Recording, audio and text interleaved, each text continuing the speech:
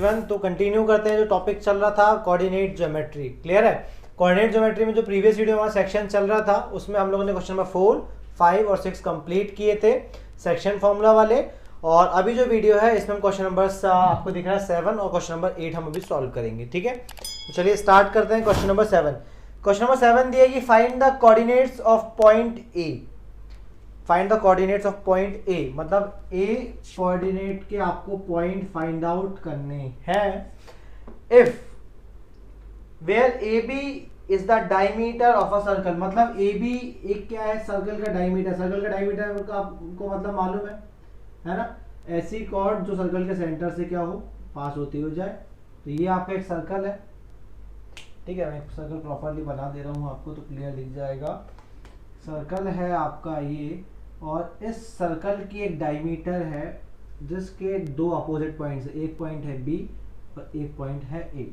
अब आप सभी को एक चीज तो बहुत क्लियरली मालूम है कि जो डायमीटर का जो सेंटर पॉइंट होता है उसको हम बोलते हैं ओ। जो डायमीटर है वो सर्कल के सेंटर पॉइंट से होती हुई जाती है ना, और सेंटर पॉइंट से होती हुई जाती है। और हर डिस्टेंस क्या होता है, सर्कल के सेंटर से सर्कमफ्रेंस तक का जो डिस्टेंस होता है वो आर रेडियस होता है। तो आप सभी को बहुत अच्छे से मालूम है कि जो डायमीटर है उसका मिड पॉइंट क्या होगा, ओ, है ना। क्योंकि सर्कल के सेंटर पॉइंट से डायमीटर तक रेडियस होती है, तो रेडियस सेंटर पॉइंट से यहाँ खींचूं या मैं ऐसी बनाऊं या यहाँ बनाऊं या यहाँ बनाऊं, कहीं भी बनाऊं, सेंटर पॉइंट से सर्कमफ्रेंस तक जो भी लाइन खींचूंगा वो रेडियस कहलाएगी। और हर जगह रेडियस बराबर होती है। तो 0 से लेके ए भी एक रेडियस है और 0 से लेके बी भी एक रेडियस है। तो 0 ए और 0 बी बराबर है। इसका मतलब क्या, आपको सीधे सीधे पता है कि जो सर्कल का सेंटर है वो क्या हो जाएगा, डायमीटर का सेंटर पॉइंट हो जाएगा। अब आपको देके रखे हैं बी के coordinates.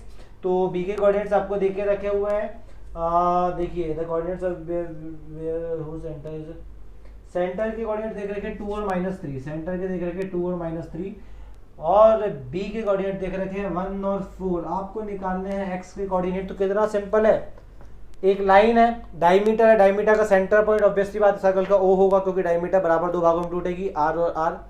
Diameter is equal to 2r, दो रेडियस के बराबर होती है ना डायमीटर, दोनों को मिला दो तो ओ सेंटर पॉइंट आपको मिड पॉइंट फॉर्मूला लगाना है। चलिए मिड पॉइंट फॉर्मूला लगा लेते हैं। तो उसका स्टेटमेंट लिखवा दूं पहले मैं आपको। चलिए तो देखिए आपको ये क्लियर है कि A B is the diameter. मैं आपको इसका स्टेटमेंट क्लियर करवा दे रहा हूं, मैंने ऑलरेडी निकाल के रखे हुए। A B is the diameter of circle, है ना, and let O is the centre of the circle. हमने मान लिया कि सर्कल हमको दिया नहीं था, पॉइंट ओ है, तो let O be the centre of the circle. अब भाई O centre of the circle है, ठीक है। तो कोऑर्डिनेट्स ऑफ आपको ए के, देखो हम सपोज कर लेते हैं, अब सपोज,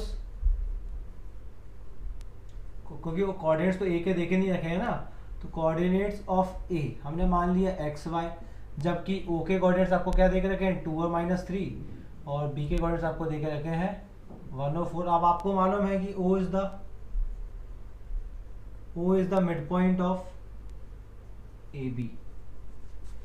जो ओ है वो ए बी का मिड पॉइंट है, ठीक है। ए के कोऑर्डिनेट अपन x1 y1 मान ले, ज़्यादा बेटर है, कोई कंफ्यूजन क्रिएट होने के चांसेस बनेंगे फॉर्मूला लगाएंगे जब हम। x1 y1 हमने मान लिए किसके कोऑर्डिनेट, ए के कोऑर्डिनेट हमने मान लिए x1 और y1।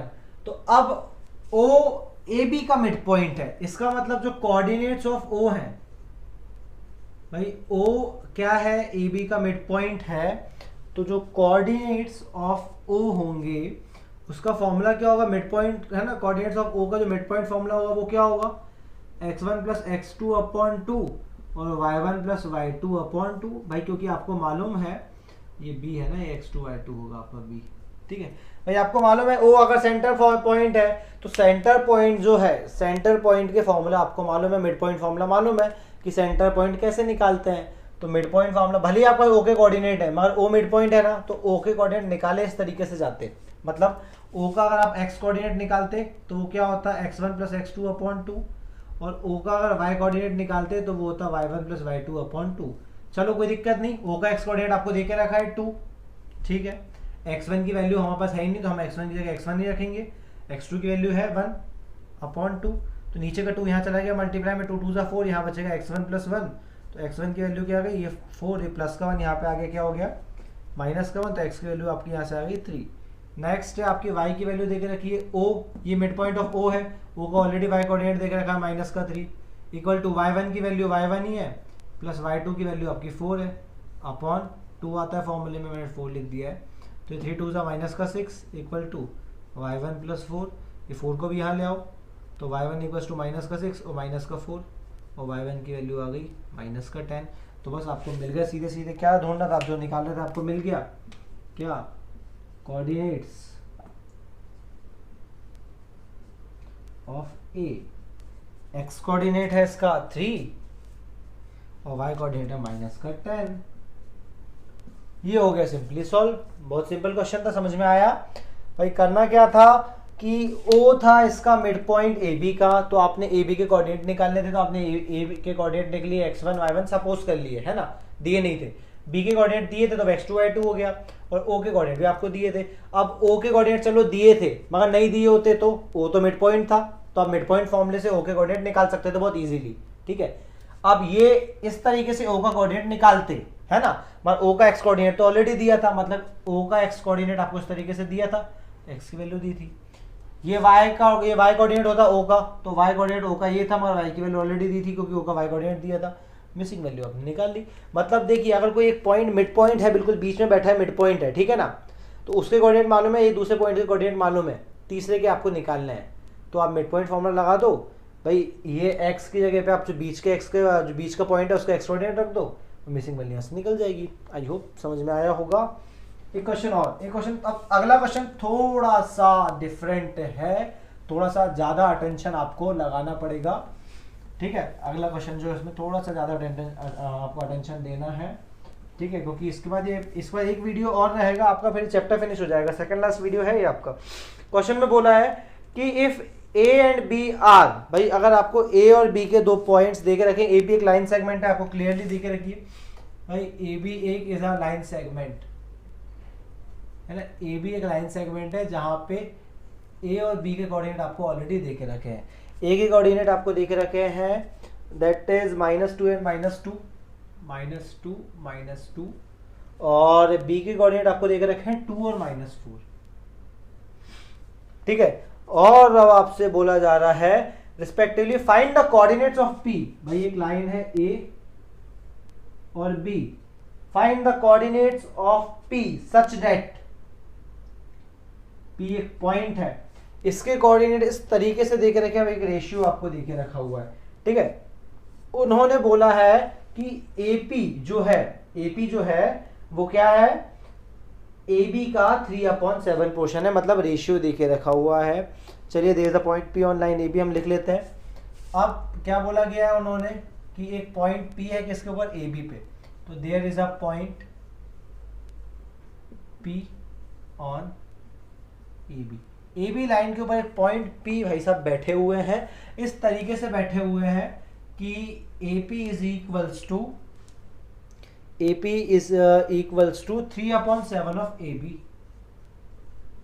अब आपको निकालना है भाई, देखिए P के कोऑर्डिनेट, अब P के कोऑर्डिनेट निकालने हैं तो आपको मालूम है A के कोऑर्डिनेट देके रखे हैं, B के कोऑर्डिनेट देके रखे हैं, इसके कोऑर्डिनेट हम निकाल सकते हैं किससे, M1:M2 वाले फॉर्मूले से, M1:M2 वाले फॉर्मूले से कोऑर्डिनेट निकाल सकते हैं।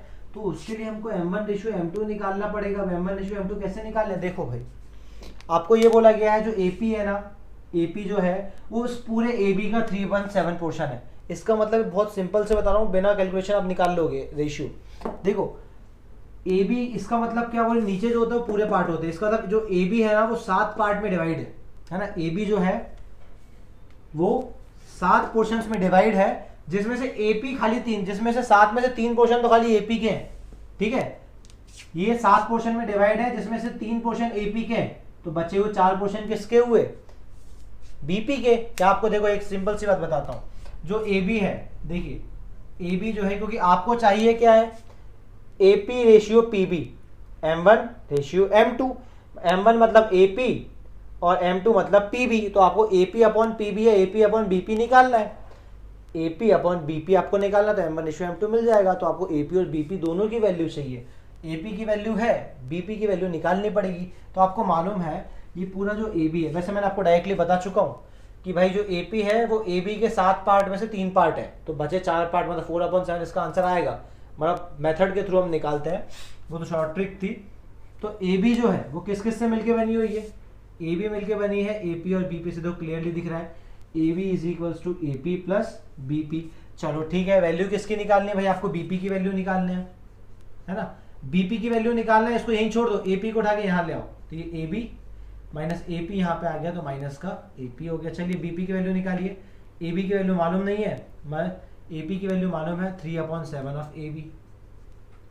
चलिए इसके अपॉन में कुछ नहीं है, दोनों का एलसीएम ले ली, दोनों में से ए बी कॉमन निकाल लो, यहाँ कुछ नहीं बचेगा 1, यहाँ बचेगा 3/7 और B P is equals to A B, अंदर एलसीएम लो, दोनों का एलसीएम आएगा 7, यहाँ होगा 7 का मल्टीप्लाई ऊपर, यहाँ होगा 1 का मल्टीप्लाई, तो यहाँ पे आपको बी पी की वैल्यू क्या मिलेगी, ए बी 7 - 3 4/7, है ना। इसको मैं और सफाई से लिखूँ अगर यहाँ पे थोड़ा,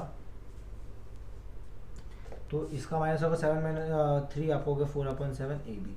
चलिए ए पी की वैल्यू मिल गई, बी पी की वैल्यू मिल गई, है ना, ए पी और बी पी की, मगर आपको चाहिए है M1/M2, M1 रेशियो M2, मतलब A P ratio B P.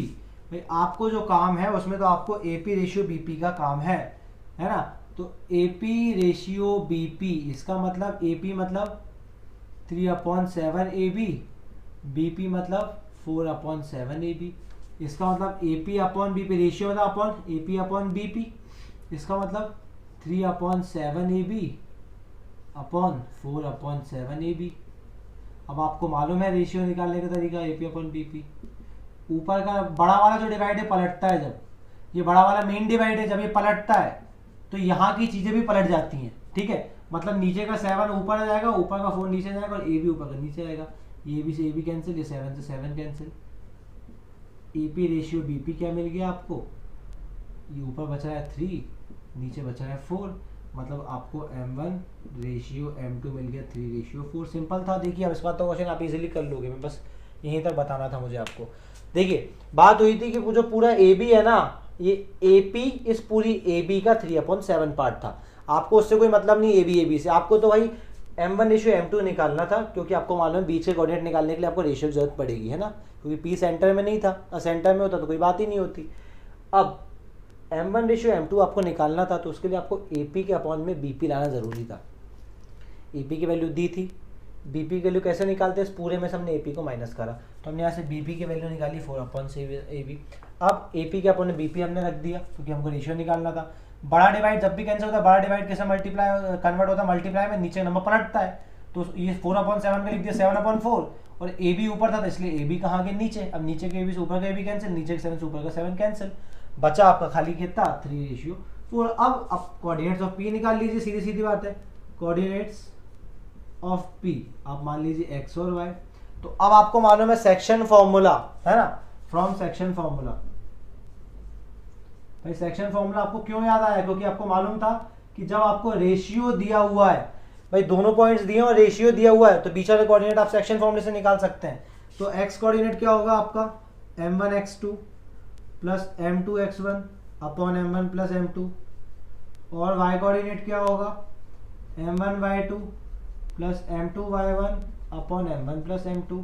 चलिए तो x कोऑर्डिनेट निकालिए, M1 की वैल्यू आपके पास है 3 इंटू x2 की वैल्यू, अरे ये सिंपल सी बात है, a आपका x1y1 b आपका x2y2, है ना, तो x2 की वैल्यू माइनस का x2 की वैल्यू 2 प्लस M2 की वैल्यू 4, x1 की वैल्यू माइनस का 2 अपॉन M1 प्लस M2 मतलब 3 प्लस 4।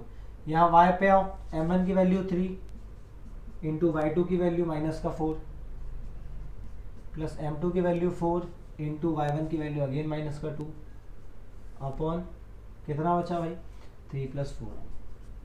चलिए यहाँ सॉल्व करिए, 3 2 ज़ा 6 माइनस 4 2 ज़ा 8 अपॉन 7, 6 में से 8 गया तो 2 बचेगा अपॉन 7, 8 बड़ा था इसलिए माइनस का। यहाँ देखिए यहाँ आपका आएगा 3 4 ज़ा माइनस का 12 हो जाएगा प्लस माइनस, माइनस 4 2 ज़ा 8 upon 7, minus minus plus 12 plus 8 हो गया आपका 20, साइन माइनस की आएगा 7। बस कोऑर्डिनेट्स ऑफ P आपके क्या आ गया, x कोऑर्डिनेट है माइनस का 2 अपॉन 7, y कोऑर्डिनेट है माइनस का 20 अपॉन 7 दैट्स इट, सॉल्व। आपका क्वेश्चन जो हो गया है ये हो गया है अब फिनिश। क्लियर है, करेक्ट आपके आंसर्स आए हैं। आई होप समझ में आया होगा। कंसेप्ट क्लियर रखो, बस पॉइंट फाइंड आउट करने वाले। एक बार वीडियो को रिवाइंड कर लो थोड़ा सा और वापस एक बार देख लो, तो जिनको थोड़ा सा भी डाउट है वो वापस क्लियर हो जाएगा। ठीक है, तो वीडियो पसंद आया तो चैनल को सब्सक्राइब और वीडियो को लाइक ज़रूर करना है। ऐसे वीडियोस आपको और भी मिलते रहेंगे ताकि नए नए चैप्टर्स आपको मिलते रहें और सारे डाउट्स आपके क्लियर होते रहें। क्लियर है, आई होप ये आपको वीडियो अच्छे से समझ में आ गया होगा। नहीं आया तो आपके पास ऑप्शन है, रिप्ले करके देख सकते हो। क्लियर है, ये सेकंड लास्ट वीडियो था। इसके बाद एक लास्ट वीडियो और आएगा क्योंकि इस चैप्टर से एरिया ऑफ ट्राइंगल्स आपको हट चुका है। केवल आप उसका फॉर्मूला याद करके रखो, अगर ऑब्जेक्टिव में आता है तो ठीक, फॉर्मूला ही आ सकता है ऑब्जेक्टिव में और नहीं आएगा। ठीक है, तो आप उसका एरिया ऑफ ट्राइंगल्स ऑफ के फॉर्मूला जो है कोऑर्डिनेट वाला, खाली फॉर्मूला याद कर लेना और कुछ नहीं पढ़ना है क्योंकि सिलेबस से रिड्यूस हो गया। बस इसके बाद एक लास्ट वीडियो आएगा, 2 क्वेश्चन और बचे हैं इस चैप्टर में, वो 2 क्वेश्चन को हम लास्ट वीडियो में समझेंगे और इस चैप्टर को भी करेंगे अब एंड। क्लियर है, चलिए तो नेक्स्ट वीडियो में मिलते हैं, जब तक के लिए थैंक यू।